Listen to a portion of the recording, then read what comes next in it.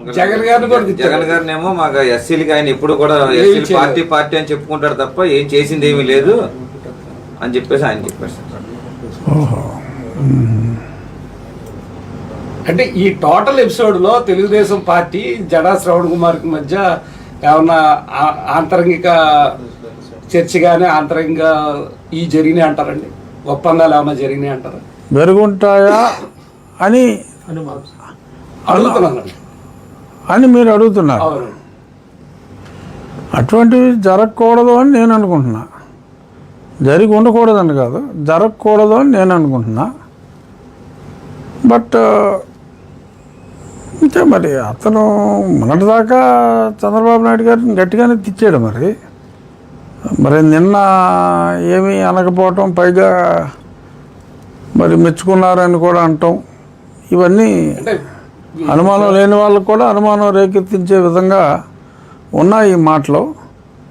But మరి ఎవరైనా suo motu మరి నిజంగా పోలీసులు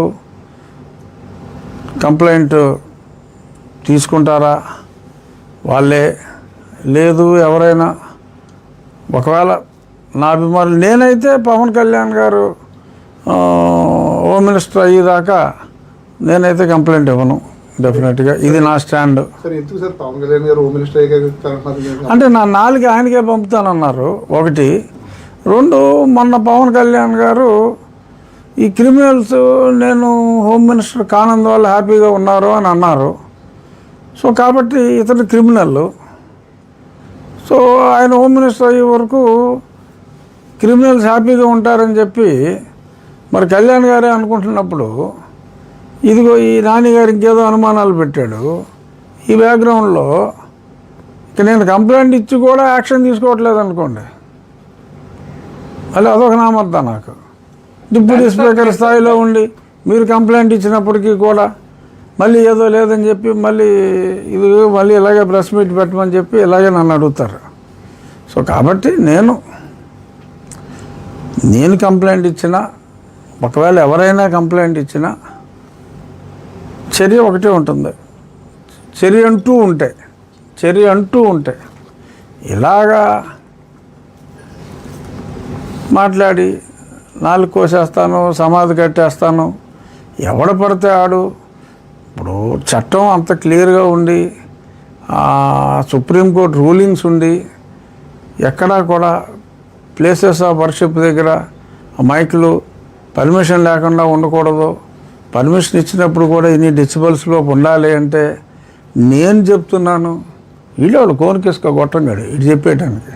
నేను చెప్తున్నాను, మీరు పెట్టుకోండి అని చెప్పి నోటుకు వచ్చినట్టు మాట్లాడతాం, నాలుగు కోసేస్తానంటాం, సమాధి కట్టేస్తానంటాం.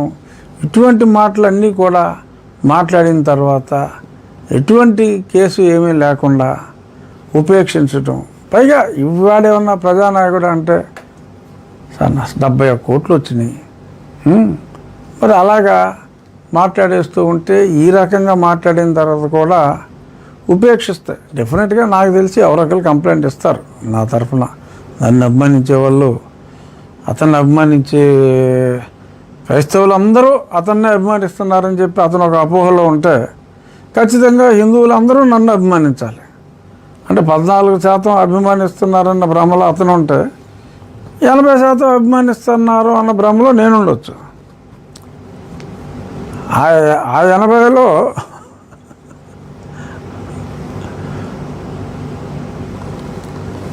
కొద్దిమంది అయినా కంప్లైంట్ ఇస్తారు డెఫినెట్గా.